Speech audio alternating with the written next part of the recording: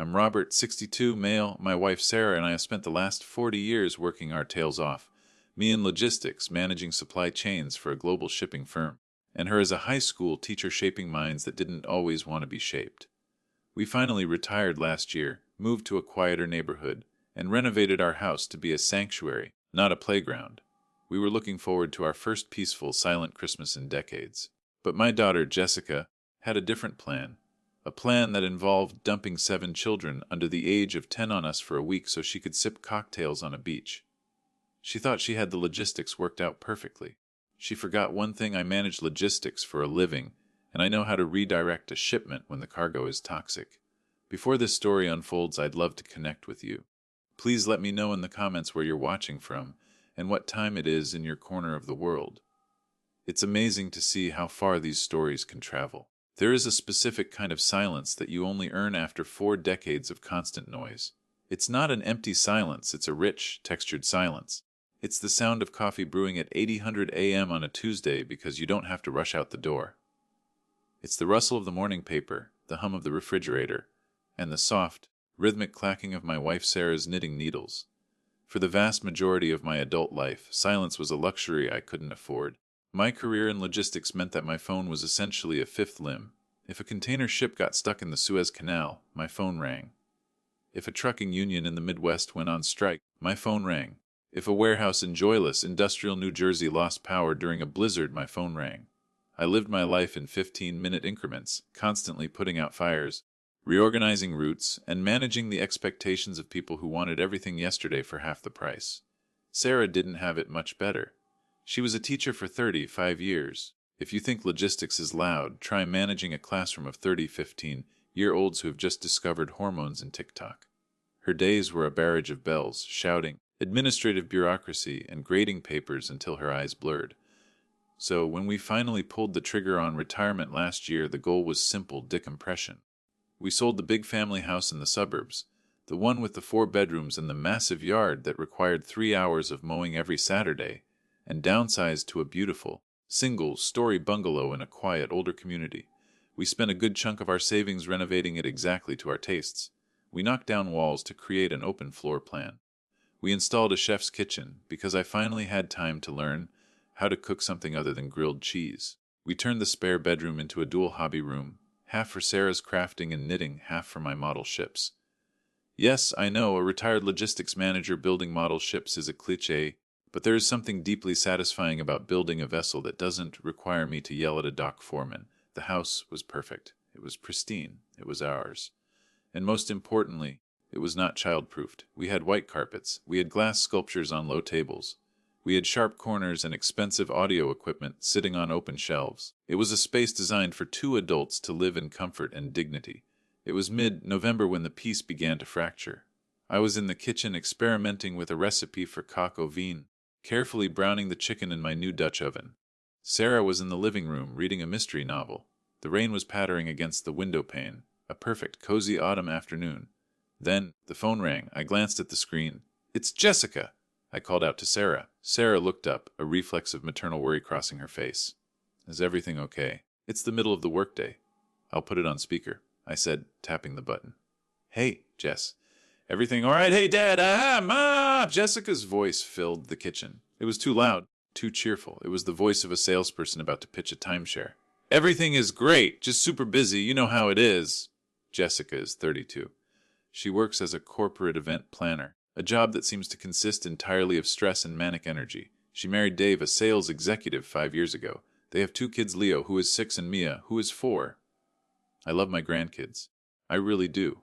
But Leo and Mia are high energy. They are the product of what Jessica calls gentle parenting, and what I call lack of boundaries.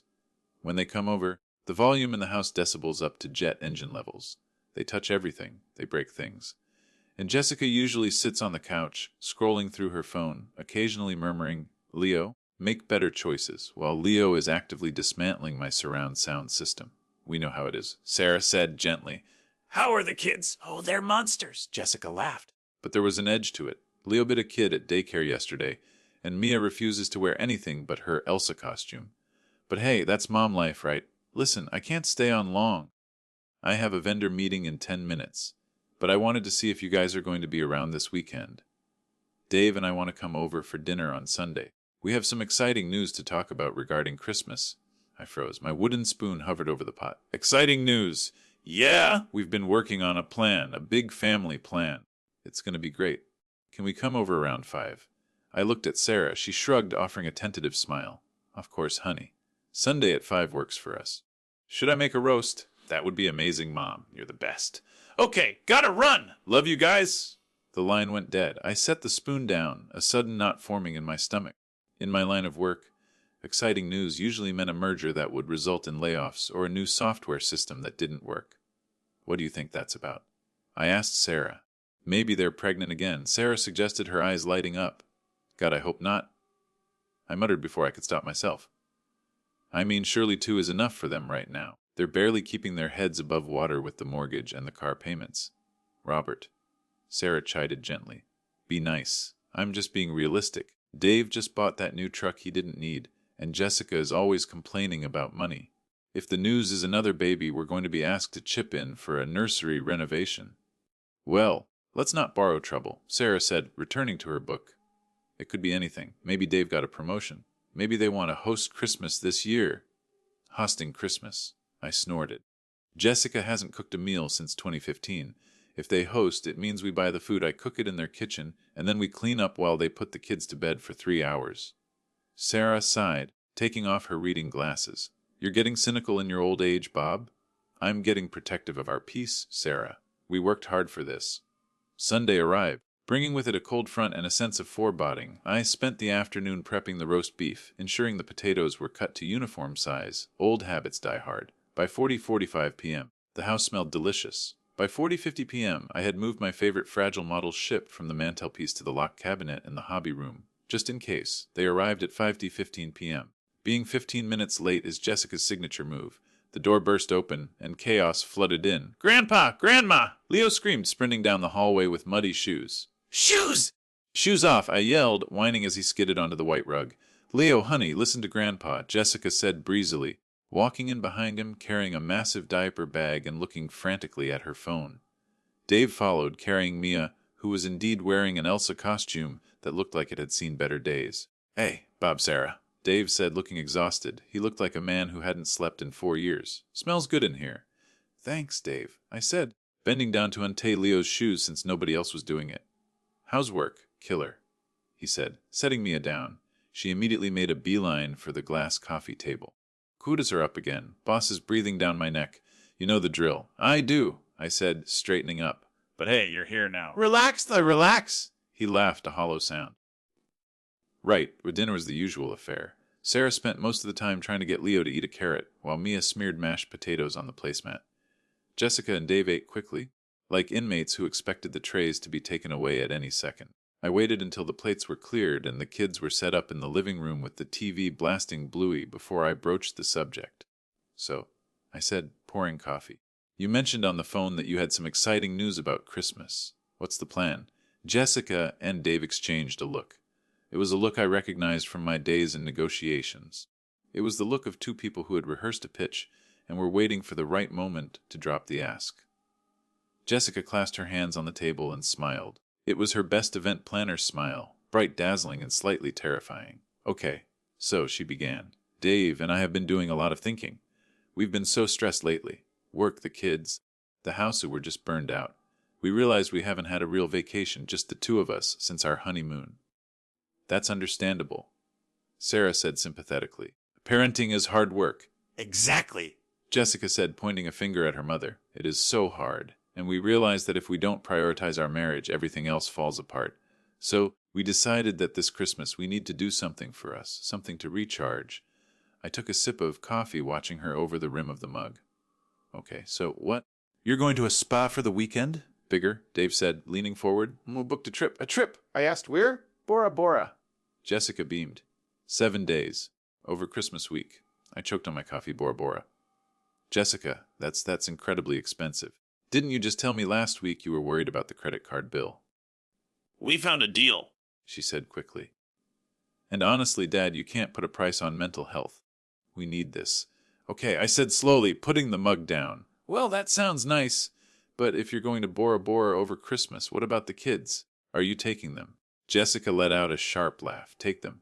Dad, have you met our children? Taking Leo and Mia on a 12-hour flight to a luxury resort isn't a vacation. It's a hostage situation in paradise. No, the whole point is that it's an adults-only trip. The silence in the room thickened. Sarah looked at me, then back at Jessica. Sarah started, her voice hesitant.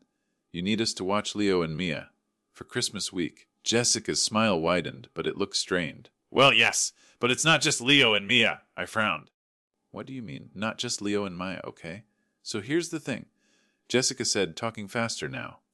The deal we found, it was a group rate. We're not going alone. We're going with Dave's sister, Karen, and her husband, Mike. My stomach dropped. I knew Karen. Everyone knew Karen. If Jessica was entitled, Karen was the queen of the realm. She had 5 children. 5, ages ranging from 3 to 12. And unlike Jessica, who at least tried to discipline her kids in public, Karen believed in free-range parenting, which essentially meant letting her children destroy society while she drank Chardonnay. Karen is going, I asked, my voice flat. Yes, Dave said. Mike and Karen are totally burned out too. You know, Mike lost his job last year and just started the new one. They need this as much as we do. Okay, I said, trying to follow the logic. So Karen and Mike are going to Bora Bora. Who is watching their kids? Jessica took a deep breath. She reached across the table and took Sarah's hand. That's the favor, Mom. Karen's parents are in Florida, and they're too old to handle the kids. Mike's parents have passed. So, since you guys have this big, beautiful new house, and you're retired, and you're always saying how much you love family, she trailed off, letting the implication hang in the air like a bad smell.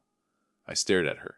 Jessica, are you asking us to watch Karen's 5 children, in addition to your 2? It's just for 7 days, Jessica pleaded. And the cousins love each other. They'll entertain themselves. It'll be like a big slumber party. You won't even have to do much. Just feed them and make sure they don't die. Please, Dad. Mom, we've already paid the non-refundable deposit. 7 kids, I repeated. 7 children. Over Christmas. In this house. It's the only way we can go, Dave added, looking at the floor. Karen can't afford a sitter for 5 kids for a week. We figured since your family. I looked at my white carpets. I looked at my glass sculptures. I looked at my wife, who looked like she had just been asked to donate a kidney without anesthesia. The peaceful retirement. I thought to myself. That phase of my life had officially ended. The air in the dining room had been sucked out, replaced by a vacuum of audacity. I looked at my daughter, really looked at her. She wasn't asking for a favor. She was presenting a strategic maneuver where she had already moved her pieces into position. The non-refundable deposit was her checkmate. Or so she thought. Let me get this straight, I said, my voice remarkably calm given the volcanic eruption happening in my head. You want your mother and me, 2 people in their 60s, to take custody of 7 children under the age of 12 for an entire week, during Christmas, the busiest, most stressful time of the year. Dad, you're making it sound like a prison sentence, Jessica said, rolling her eyes. She pulled her hand away from Sarah's, sensing the tactile manipulation wasn't working. It's family time! Think of the memories! Waking up on Christmas morning with a house full of grandkids! Isn't that what old people dream of? We dream of silence, Jessica, I snapped. And we dream of our house not being demolished! They aren't going to demolish the house! Jessica protested. Karen's youngest, Timmy, threw a rock through a car windshield last Thanksgiving, I reminded her. And her oldest, the 12-year-old, set fire to a rug because he wanted to see if polyester melts. That was an accident?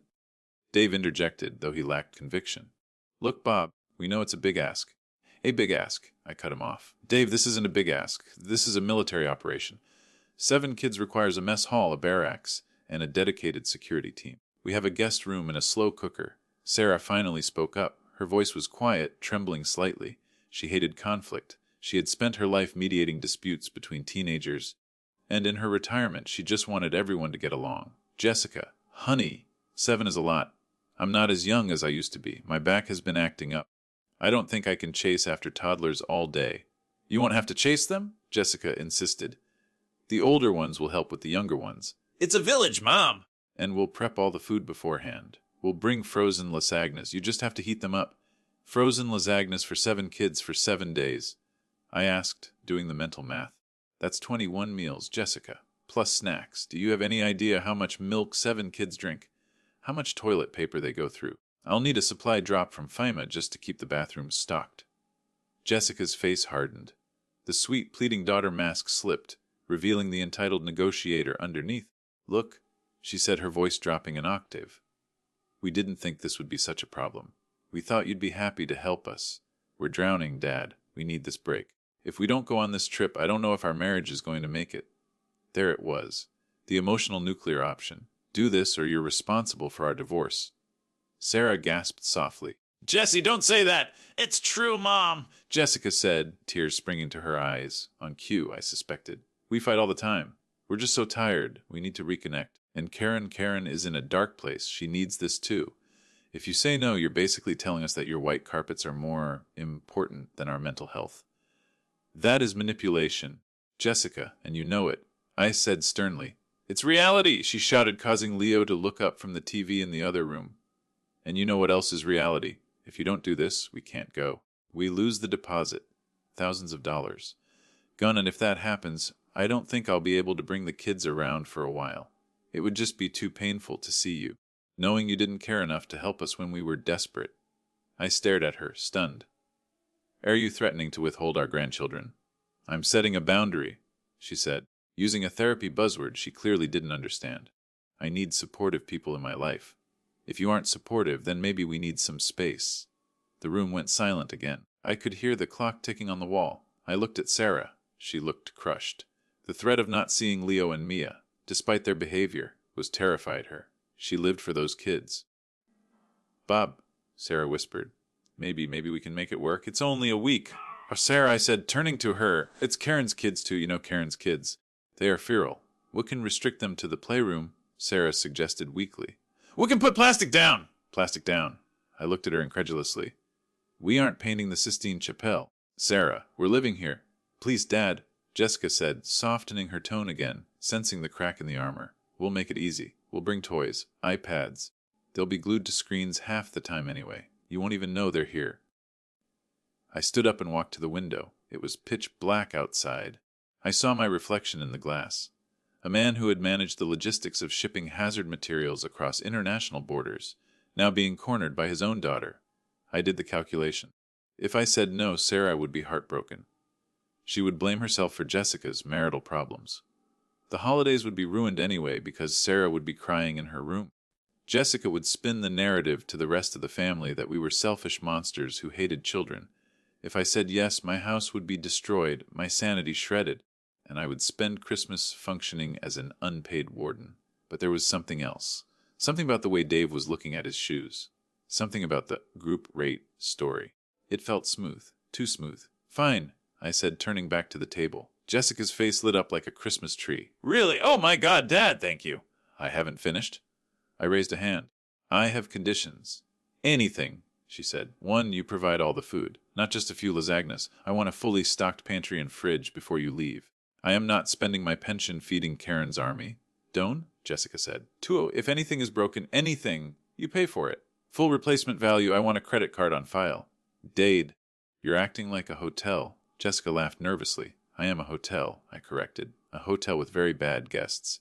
And 3, you drop them off on the 23rd and you pick them up on the 30th. Not a day later. If you are late, I call the police and report abandoned children."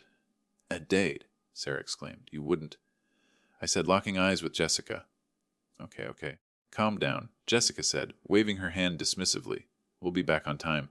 Our flight lands at noon on the 30th. Good," I said. Then it settled. Jessica practically leaped out of her chair to hug me. I stood stiffly, patting her back. I felt like I had just signed a contract with the devil, but I didn't see another way out that didn't destroy Sarah. They left 20 minutes later, vibrating with excitement. As soon as the door closed, silence returned to the house, but it felt different now. It felt like the calm before a hurricane. "We can do this, Bob," Sarah said, trying to convince herself. "It'll be lively." "It'll be hell, Sarah," I said, picking up the dirty dishes.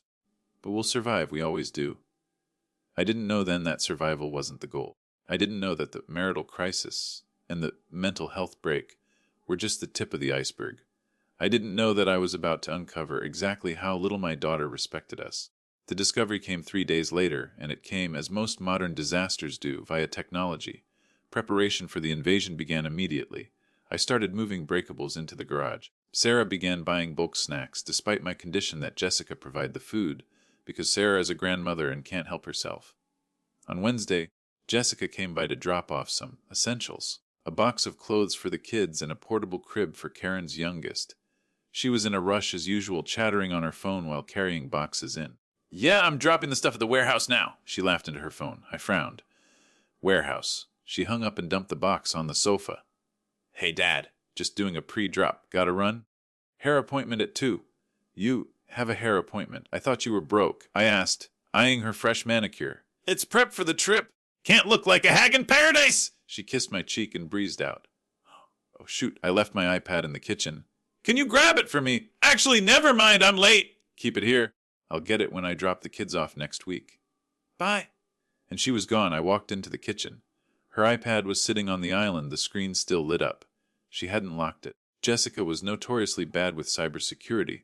Her password was probably 1234. I went to turn the screen off, but my thumb brushed against the glass, keeping it awake. It was open to a messaging app, specifically a group chat named Tropical Mamas. I know. A gentleman doesn't read other people's mail, but a logistics manager inspects the manifest when something smells fishy. And calling her parents' home a warehouse smelled like rotting fish. I pulled a stool over and sat down.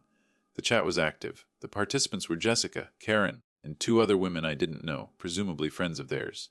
Jessica just dropped the first load of crap at the warehouse, aka my parents' house. The boomers are clueless. Lol. My jaw tightened. The boomers. Karen OMFG, you are a legend. I still can't believe you convinced them to take all 7. My in-laws would have laughed in my face. Jessica, it wasn't hard.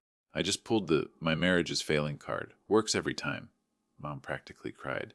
Dad is grumpy about it, but he'll do it. He's a pushover if you guilt him enough. I felt a cold flush of heat rise up my neck. The marital crisis was a lie, a fabricated lever to pry open our home. I scrolled up. Karen, so glad we're doing this. I need to get away from these kids.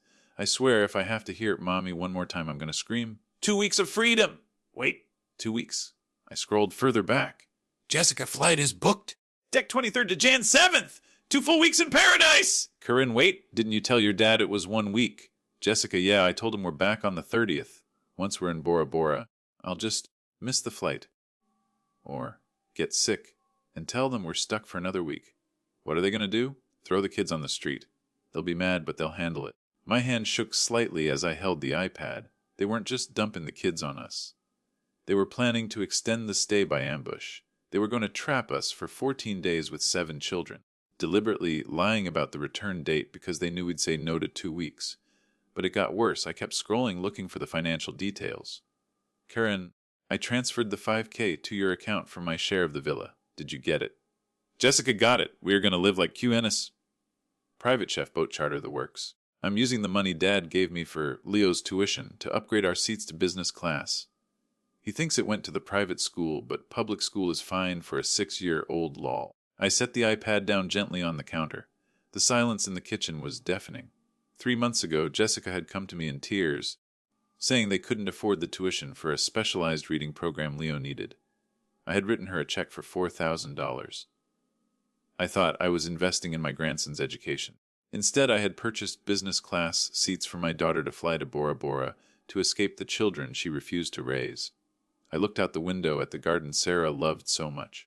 I thought about Sarah's bad back. I thought about the marital crisis, lie that had made Sarah cry. I thought about the warehouse. They thought I was a pushover. They thought I was just a grumpy old man they could manipulate with emotional blackmail and logistical lies. They forgot who I was. I didn't manage logistics for a local grocery store. I managed supply chains for international conglomerates. I dealt with union bosses, corrupt port officials, and natural disasters. I knew how to spot a breach of contract. And I knew exactly what to do when a partner acted in bad faith. I picked up the iPad again. I didn't delete anything. I didn't send a text. I took photos. I took photos of the dates. The marriage failing, confession, the plan to extend the trip, the misuse of the tuition money. I documented everything. Then I put the iPad to sleep and left it exactly where she had left it. I walked into the living room where Sarah was knitting a scarf, probably for Jessica. "Sarah," I said. My voice was different. The grumpiness was gone, replaced by the icy calm I used to use when negotiating a hostile contract termination. She looked up, sensing the shift. "Bob, what's wrong?" "Nothing is wrong," I said. "But plans have changed. We are going to have a very different Christmas than the one Jessica has planned." "What do you mean?" I said, a slow, cold smile spreading across my face. That we are going to accept the shipment, but we are going to change the delivery address. The iPad sat on the kitchen counter like an unexploded ordnance. My first instinct, the one born from 40 years of shipping logistics, was to act immediately. To storm into the living room, hold the device aloft, and demand an explanation. But you don't manage international supply chains by reacting emotionally. You manage them by assessing the damage, verifying the manifest, and determining the most effective route to correct the error. I needed Sarah to see this. But I couldn't just tell her. Sarah has a heart made of marshmallow fluff. If I told her Jessica was manipulating us, she'd make excuses. She'd say, "Oh, Jessica is just stressed." Or, "She didn't mean it like that." I needed to harden that marshmallow into concrete. I picked up the iPad and walked into the living room. Sarah was humming to herself, counting stitches on her knitting needle. "Sarah," I said quietly, "put the knitting down." She stopped mid-loop, sensing the gravity in my voice. "Bob, what is it? You look pale. Is it your heart?" "My heart is fine," I said, sitting down on the ottoman in front of her. "But my stomach is turning. I need you to read this, and I need you to read all of it before you say a word." I handed her the device. The screen was still glowing with the tropical mamas chat. Sarah adjusted her glasses. "What is this? Why do you have Jessica's iPad?" "Just read, Sarah." I watched her face as she scrolled. It was a painful transformation to witness. Initially there was confusion. Then a furrowing of the brow as she read the warehouse comment.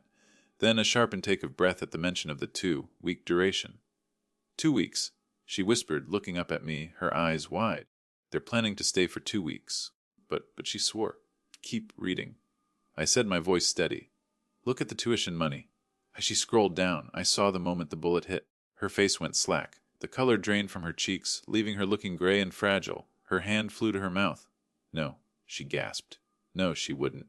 "The reading recovery program," she cried. "Bob." She sat at this very table and cried about Leo falling behind. She cried about not having business class seats. I corrected her, the anger simmering low in my gut. She took $4,000, money we set aside from our retirement, money we worked decades for, and she used it to buy champagne and legroom. Sarah dropped the iPad onto her lap as if it were burning hot. She took off her glasses and rubbed her eyes, and for a moment she looked every minute of her 60 years. When she looked back up, the sadness was still there, but something else was creeping in around the edges. A spark. A hardening. "And Karen?" Sarah asked, her voice trembling. "What about Karen's parents?" "I don't know," I said. "But I intend to find out. Jessica said they were too old. But if she lied about the tuition, and she lied about the dates, and she lied about her marriage failing. She lied about everything." Sarah finished, her voice gaining strength. I stood up. "I'm going to make a call. You stay here. Process this. But Sarah, listen to me. When they come back to drop off the kids, we cannot be the people they think we are. The boomers are done being clueless." I walked into the home office and shut the door. I pulled out my old Rolodex. Yes, I still use one. And found the number for Karen's parents, the Millers. We had met them a few times at birthday parties. Nice people, quiet. Retired in Sarasota, I dialed. "Hello." A male voice answered. He sounded out of breath like he'd been gardening. Is this George? "George Miller." Speaking. "Who's this?" "This is Bob Robert, Jessica's father. We met at Leo's birthday last year." "Oh, Bob! Hello!" "How are you? How's retirement treating you?" George sounded genuinely delighted. "It's eventful," I said carefully. "Listen, George, I'm calling about Christmas."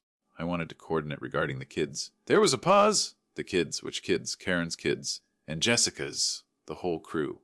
"Oh, right," George said, sounding confused. "Karen told us she and Mike were taking the kids to a cabin in the mountains for Christmas. A digital detox, she called it. Said they wouldn't have phone service for a week. I closed my eyes and pinched the bridge of my nose. A cabin in the mountains. "A digital detox, George," I said. "Karen isn't going to a cabin. She's going to Bora Bora with Jessica for 2 weeks." Silence on the other end. Then a bewildered, "What?"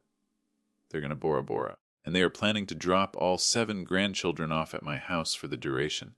They told us that you were too sick to watch them." Sick. George's voice shot up. "I just played 18 holes of golf this morning. My wife is at Zumba. We haven't been sick in 5 years. "I figured as much," I said. "Why would she lie?" George asked, sounding hurt.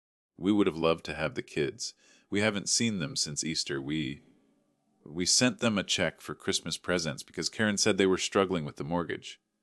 "Join the club, George," I said dryly. "She embezzled my grandson's tuition money to pay for business class." "She what?" George roared. The pleasant retiree veneer vanished instantly. That ungrateful Bob. I am so sorry. I had no idea. I know you didn't, George. We're all being played. But I have a plan. I just need to know one thing. If the kids were to, say, end up in your care, would you welcome them? Of course, George said immediately. Would love to have them. But how they're in your city? Leave the logistics to me, I said. Just be ready. And George, don't call Karen. Don't text her. Don't let on that, if they smell smoke, they'll run. We need to catch them in the act. My lips are sealed, George said. Give em hell. Bob, I hung up. Step 1 complete. The contingency destination was secured. Now for Step 2, the cargo manifest. I went back to the iPad. I needed the flight details. I found the confirmation email in Jessica's trash folder. Flight 8 at 82 to Los Angeles, connecting to Air Tahiti Nui, landing in Bora Bora on the 24th. Return flight on January 7th. They were staying at the Limoana Resort. 2 beachfront villas. The Royal Estate. I did a quick Google search. The cost per night was more than my first car. I walked back into the living room. Sarah was standing by the window, staring out at the rain. She had stopped crying. She turned to look at me, and I saw a woman I hadn't seen since 1998, when a contractor tried to rip us off on a kitchen remodel. What do we do? She asked. It wasn't a plea. It was a request for orders. We execute a redirection, I said. Jessica thinks she's dropping off cargo at a storage facility. She thinks she can lock the door and walk away for 2 weeks. She thinks we're static, immobile. She thinks we're old, Sarah added bitterly.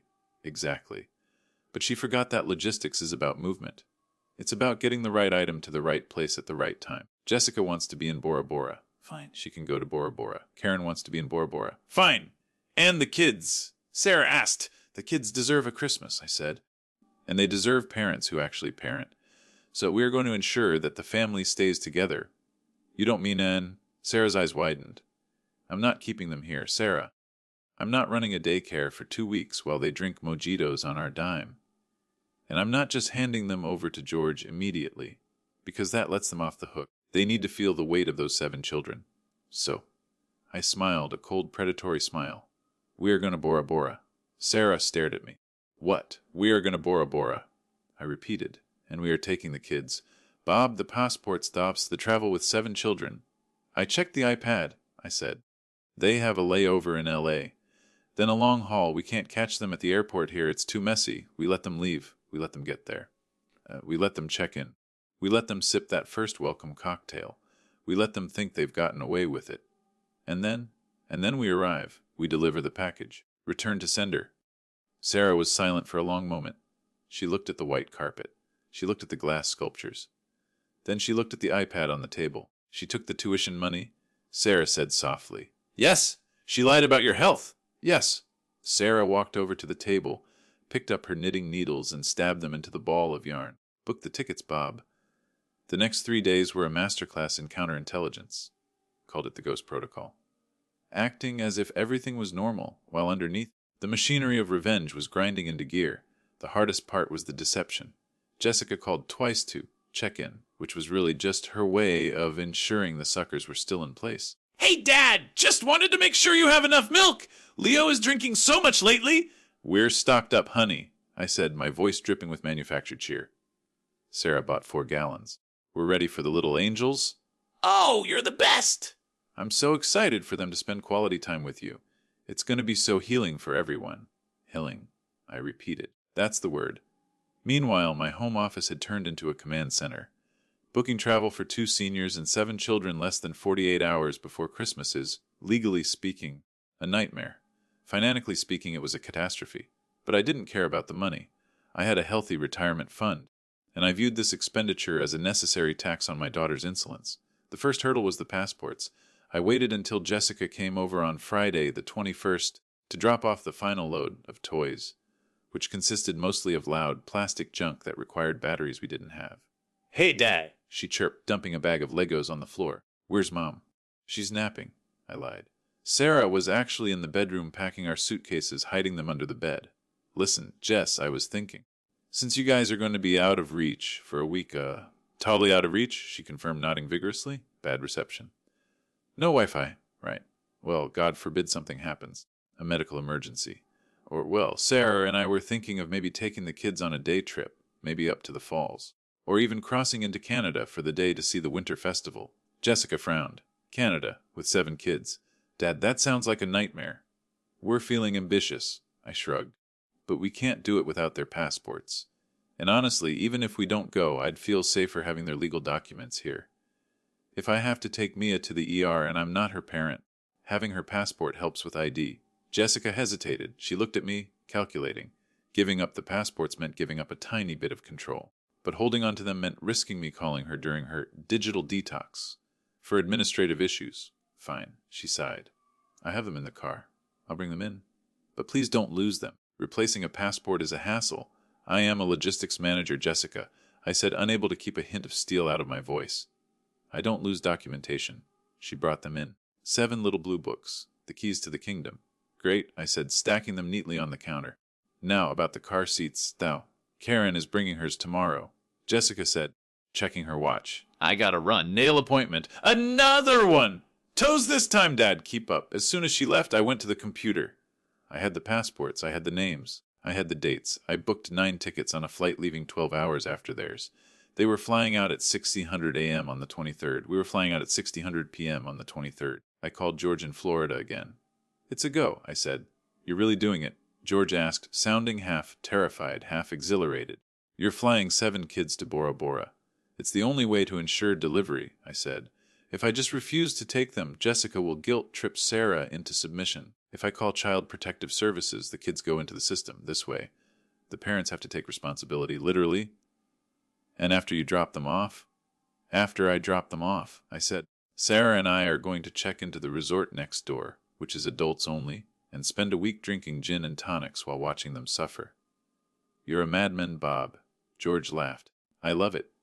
There is one more thing, I said. I need you to send me a text on Christmas morning. Just a generic Merry Christmas text to Karen. It needs to look like you're home and happy. Consider it done. The next hurdle was the packing.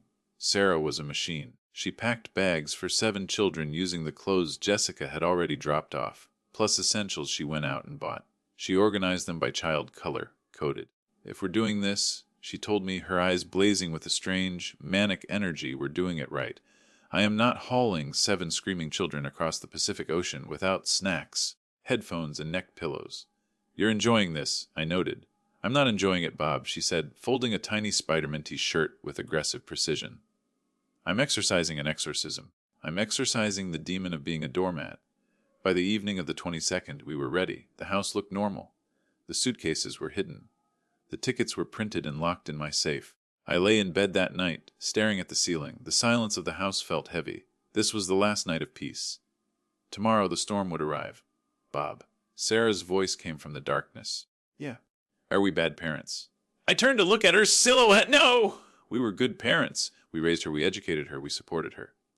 But somewhere along the line, we stopped parenting and started enabling. Tomorrow is just a very late, very expensive lesson in consequences. I hope they have good my taste, she whispered.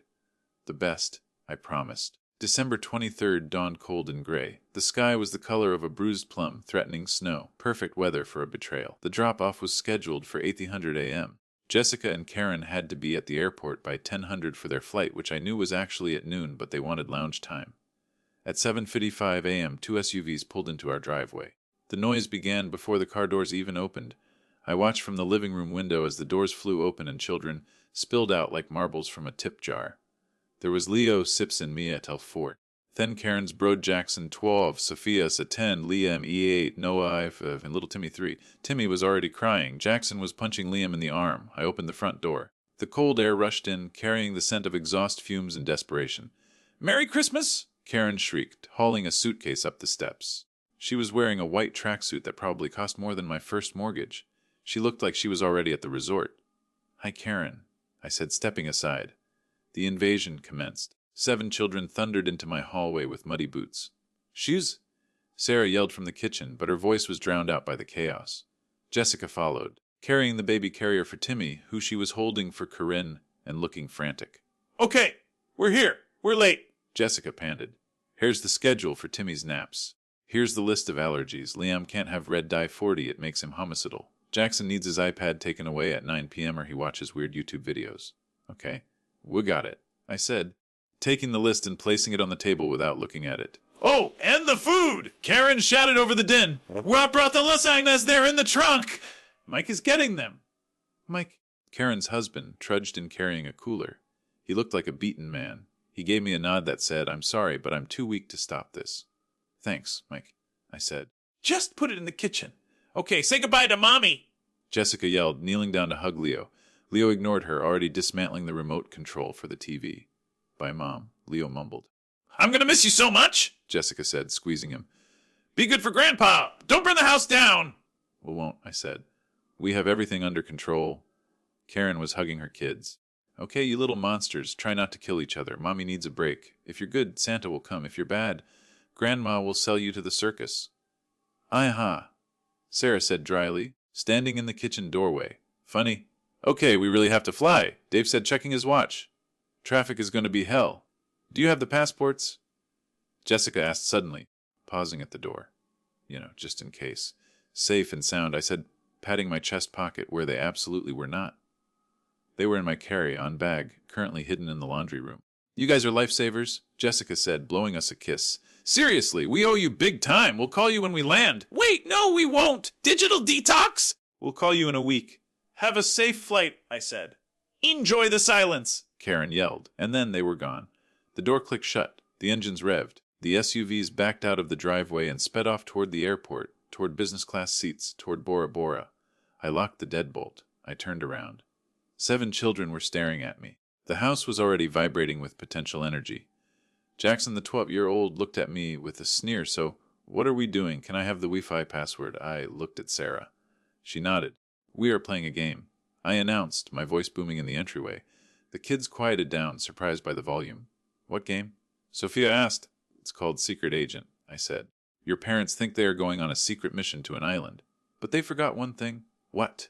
Leo asked. "They forgot their team," I said. "So, we have a new mission. We are going to catch them." Jackson rolled his eyes. Yeah, right. We're stuck here. We. I reached into my pocket and pulled out the stack of passports. I fanned them out like a winning poker hand. Does anyone here like airplanes? The confusion in the room was palpable. "Sarah," I said, "initiate phase 2. Sarah clapped her hands. "All right, troops, listen up. We have 6 hours before our transport leaves. I want everyone to go to the bathroom now. Then we are going to get into the van. CI had rented a 12-passenger transit van the day before, and we are going to the airport." "Are we really going?" Jackson asked, his cynicism wavering.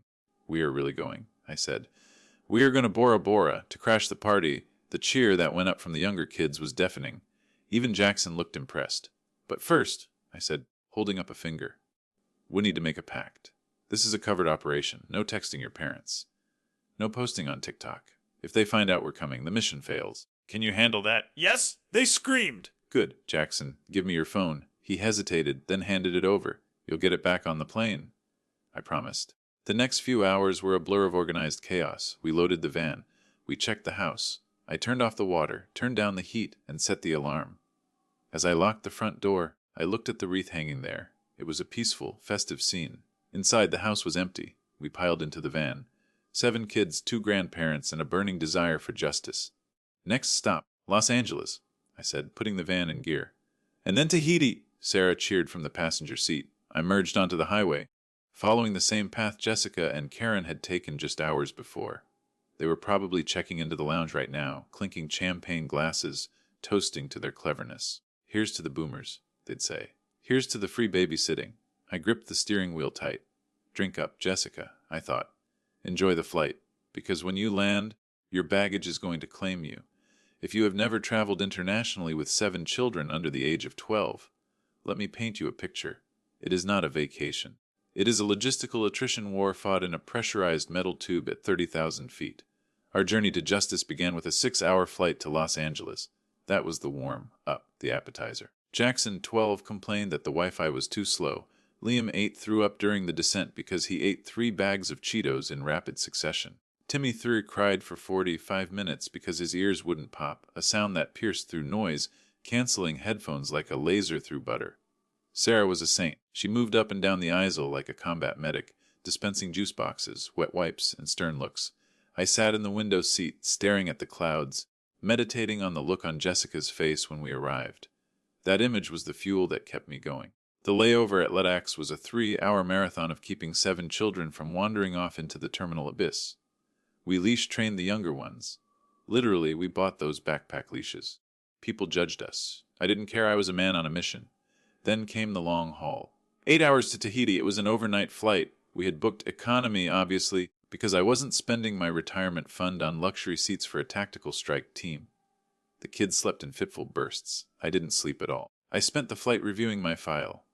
The photos of the group chat, the bank statements showing the tuition withdrawal, the dates. I rehearsed my opening statement. We landed in Tahiti at dawn. The humidity hit us like a wet towel the moment we stepped onto the tarmac. Then another flight to Bora Bora. Then a boat transfer.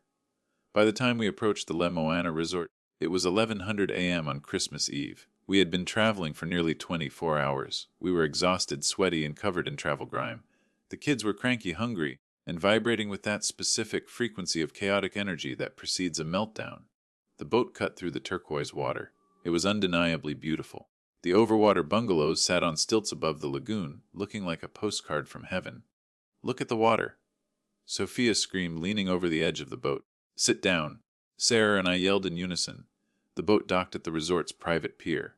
A staff member in a pristine white uniform smiled and walked toward us with a tray of cold towels. His smile faltered when he saw the horde disembarking. "Welcome to La Moana," he said, his eyes darting between the 7 children. Do you have a reservation? We're visiting guests," I said, wiping my face with a cold towel. "The occupants of the royal estate, Jessica and Dave, and the Millers." Yes." The receptionist nodded, looking relieved he didn't have to check us in. "They are at the main pool. Shall I call them?" "No," I said, holding up a hand. "It's a surprise, a Christmas surprise." I slipped him a $50 bill. "Can you point us in the right direction? And maybe bring a cart for the luggage." He pointed down a winding wooden path lined with tiki torches and lush tropical plants. "Straight down that path past the restaurant. The pool is overlooking the beach. Troops," I said, turning to my rag platoon, "form up." Jackson was sulking. "I'm hot. I want to go swimming." "You will," I promised, "in about 5 minutes. But first we have to find Mom and Dad." "And Auntie Karen," little Noah shouted. "Right. Now remember the plan," Sarah said, adjusting her sun hat. "When you see them, go get them." We marched down the path. It was a surreal procession. 2 grandparents dragging carry-on bags, followed by 7 children in various states of disarray. Guests lounging on their decks watched us pass with expressions of horror. We were the noise pollution they had paid thousands of dollars to avoid. We rounded the corner past the restaurant and saw the main pool area. It was paradise. Infinity edge pool, white umbrellas, waiters drifting by with trays of colorful drinks. And there, in the prime spot, occupying 4 lounge chairs that had been pushed together, were our targets. Jessica was lying on her stomach, reading a magazine. Dave was asleep with a hat over his face. Karen was sipping something out of a coconut, looking at her phone. Mike was staring blankly at the ocean. They looked peaceful. They looked relaxed. They looked like people who didn't have a care in the world. I stopped the group behind a large palm tree about 20 feet away. "Okay," I whispered to the kids. "Do you see them?" "Mummy!" Mia squealed. "Shh!" I hissed. "Not yet." "On my count." I looked at Sarah. She nodded, a grim smile on her face. She reached down and unclipped the leashes from the toddlers. 1. I counted. The kids tensed up, ready to sprint.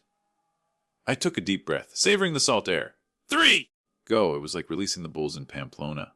On my! 7 children broke into a sprint, screaming at the top of their lungs.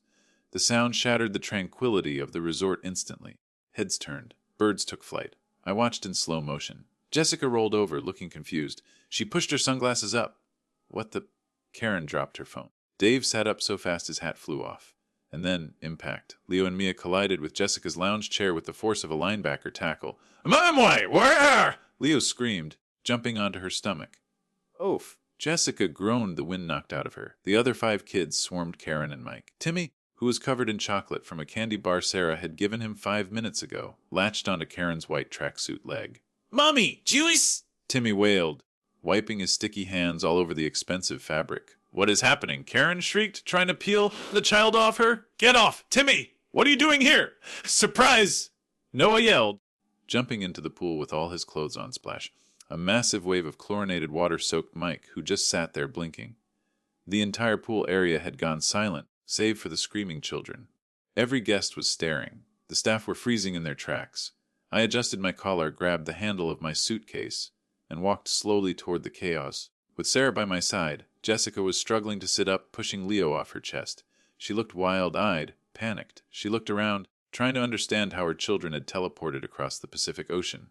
Then she saw me. Her face went pale beneath her tan. Her jaw dropped. "Dad," she croaked. "Mum." I stopped at the foot of her lounge chair. I looked down at her. I didn't smile. I didn't yell. I just looked at her with the cool, detached assessment of a customs officer finding contraband. "Merry Christmas, Jessica," I said. "Dad, what, how?" She was sputtering, looking from me to the kids. "What are you doing here?" "We're here for the family vacation," I said calmly. "The one you planned. The one everyone is on. Since you forgot to invite us, we invited ourselves." But you were supposed to watch them." She hissed, lowering her voice, aware of the audience. "We had a deal." "We did," I agreed. But then I found the updated manifest. I reached into my pocket and pulled out the folded printouts of the group chat. I tossed them onto her lap. "The tuition money, Jessica," I said, my voice cutting through the noise of the splashing kids. "The warehouse. The lie about the dates." She looked at the papers, then back at me. The defiance in her eyes flickered and died, replaced by pure terror. Karen had managed to stand up, though Timmy was still clinging to her leg like a barnacle. "Bob, Sarah! This is insane! You can't just bring them here! This is an adults-only trip!" "Correction," Sarah said, stepping forward. Her voice was shaking, but she held her ground. "You told us it was a mental health break because your marriage was failing. You told us my grandchildren's tuition money was for school. You lied to us." "You used us. We didn't use you." Dave protested weakly, wiping pool water off his face. "We just needed a break." "Well," I said, gesturing to the wet, screaming, chaotic mass of children currently dismantling the pool area. "You got a 3-day break." "Vacation's over." What do you mean?" Jessica asked, standing up. "You can't leave them here." "We don't have room. We don't have supplies. You have a royal estate villa," I said. I checked the specs. 3 bedrooms. Pull-out couches. You have plenty of room. But, Karen stammered. "We can't handle all 7 of them. Not here. We have dinner reservations. We have a boat charter tomorrow. Cancel them," I said. "Dad, please," Jessica pleaded. Tears starting to form. "Please don't do this. Take them back. We'll pay you. We'll pay you double whatever it costs to get them here. Just take them back." I looked at my daughter. I looked at the woman I had raised, the woman I had protected, the woman who had stolen from me and mocked me behind my back. "No," I said. "What?" "No," I repeated. "I am not taking them back. They are your children, Jessica. They are your responsibility. You wanted a family vacation in Bora Bora. You got it. But what about you?" she asked, desperate. "Where are you going to stay? You can't stay with us." I smiled then. It was the smile I had been saving for 24 hours. "Oh, don't worry about us," I said, pointing down the beach to a separate collection of bungalows about a quarter-mile away, separated by a distinct rope barrier. "Sarah and I are checked into the Intercontinental Thalasso," I said. "It's the resort next door." "And do you know what their policy is?" Jessica stared at me. "Strictly adults only," I said. "No children allowed on the property." Her mouth fell open. "Here are their passports," I said, dropping the stack of blue books onto the table next to her cocktail. "Here are their allergy lists. Here is the bag of essentials." I turned to the kids, who had momentarily stopped destroying things to listen. "Okay, kids," I shouted. "Grandma and Grandpa have to go now. Mommy and Daddy are going to take care of you. Have the best Christmas ever. Way!" The kids cheered. "Wait, Dad, you can't!" Jessica screamed, grabbing my arm. I pulled my arm away. "I can, Jessica!" And I am. "If you abandon them, I will call the local authorities and Child Protective Services in the U.S. You are their legal guardians, and you are currently in possession of them. Do not test me." I stared into her eyes. She saw it then. She saw the logistics manager who had shut down shipping lines because of safety violations. She saw the father who was done. She let go of my arm. "Come on, Sarah," I said. Taking my wife's hand, we turned around and walked back down the path. Behind us, the chaos erupted again. "Mom! Mom need to poop! Mommy! Jackson hit me! Mommy, I'm hungry! ¿Qué? Dios sounds aiga!" The sounds of paradise were replaced by the sounds of parenthood. We walked to the pier, where a separate boat was waiting to take us to our hotel. As we pulled away, I looked back. I could see the tiny figures on the beach. I could see Jessica putting her head in her hands. I could see Karen chasing a child who was running toward the buffet.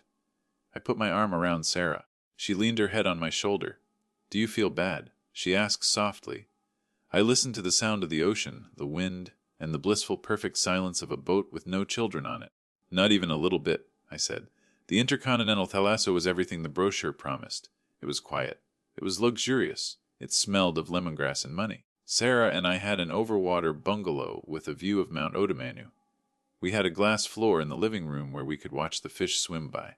We had a private deck with a plunge pool. We spent Christmas Eve afternoon sitting on that deck, drinking gin and tonics, and watching the sunset. About a mile away, across the lagoon, we could see the lights of the La Moana resort. We couldn't hear the screams from here, but we could feel them. I wonder what they're doing right now, Sarah mused, stirring her drink. Well, I checked my watch. It's 6:00 p.m. Based on the schedule Jessica gave us, this is usually wind-down time for her. But based on reality, I assume they are currently trying to figure out how to feed 7 picky eaters from a menu that consists mostly of raw fish and French cuisine. Karen's kids only eat chicken nuggets. Sarah noted. There are no chicken nuggets in Bora Bora, I said. At least, not cheap ones. My phone buzzed on the table. It was Jessica. Jessica, Dad, this is a nightmare. Timmy broke a lamp. The hotel is threatening to kick us out if we don't keep the noise down. Please, come get them. We'll go home early. We'll do anything. I picked up the phone and typed a reply. Me. Sounds like a logistics problem. I'm on vacation. Do not text me unless someone is bleeding. I blocked her number for the next hour. Then I blocked Karen's. Then Dave's. We went to dinner at the resort's fine dining restaurant. We ate lobster. We drank champagne. We talked about books. We talked about the garden. We didn't talk about diapers or tantrums or reading recovery programs. Christmas morning broke with a brilliant, blinding sun. We ordered room service breakfast, eggs Benedict, fresh fruit, Kona coffee. We ate it on the deck in our robes. At 10:00 a.m. my phone buzzed again. This time, it was a text from George in Florida. George, Merry Christmas, Bob! Hope the weather is beautiful! Just sent a text to Karen wishing her a relaxing time at the cabin. Haven't heard back yet. Wonder why. Levi chuckled. George says hello. Bless him, Sarah said. We decided to take a kayak out into the lagoon. We paddled lazily around the crystal clear water.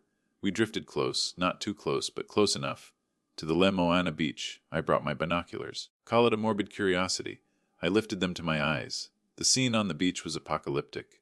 Jessica was sitting on the sand, wearing a t-shirt and shorts, looking disheveled. She was holding Timmy, who was screaming. Dave was chasing Leo, who was running toward the water with something that looked like a waiter's tray.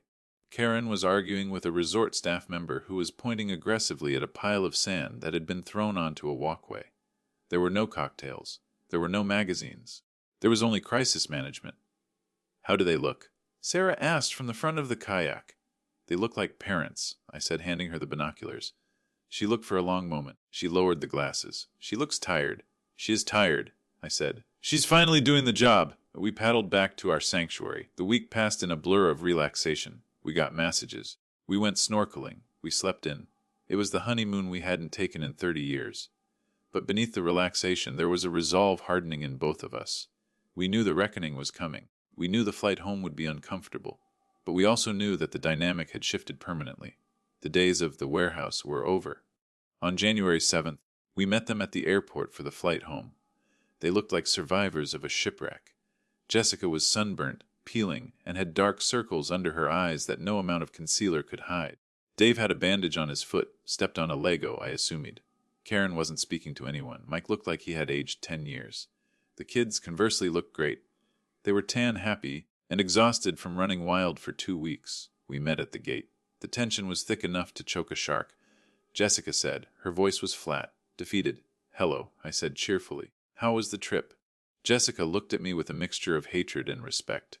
You know how it was? Did you enjoy the villa? The villa, she laughed, a brittle, cracking sound. Timmy drew on the silk wallpaper with a permanent marker. We lost the deposit, and the extra cleaning fee, and the damage fee. That trip cost us $15,000 over budget. Dad, well, I said, that's expensive, almost as expensive as business class tickets bought with stolen tuition money. She flinched. She looked down at her feet. I'm going to pay you back. For the tuition, I know you are, I said. We'll set up a payment plan with interest. Interest. She looked up, shocked. Logistics fee, I said. Handling charge. The flight home was quiet. We took the kids off their hands for a few hours on the plane, not because we had to, but because we wanted to see them. Leo sat with me and told me about the crabs he found on the beach. Mia fell asleep on Sarah's lap. They were good kids. They just needed parents who were present.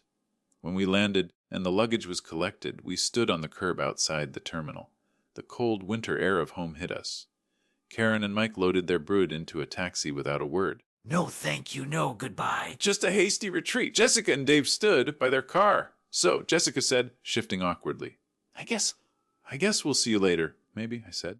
Give us a call before you come over next time. We might be busy. She looked at Sarah. She was waiting for the softening.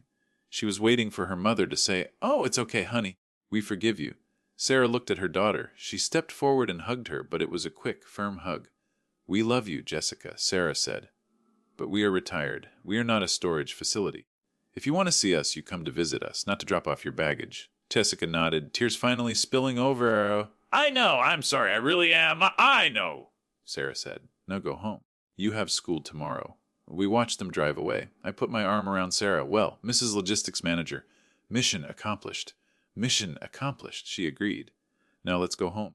I think I left the heat turned down too low. Boyatro, it's been 6 months since the Bora Bora incident. Things are different now. Jessica and Dave are still paying me back for the tuition money. I take $500 a month out of their account automatically. They haven't asked us to babysit once. Not once. When they come over for dinner, they watch their own kids. They clean up the messes. We still see the grandkids, but on our terms. We take them to the zoo. We take them for ice cream. And then we give them back. The tropical mamas group chat was dissolved. Karen apparently isn't speaking to Jessica, blaming her for the ruined vacation. As for Sarah and me, we're planning our next trip. We're thinking of a cruise through the fjords of Norway. And the best part, it's strictly 55 plus. No kids allowed.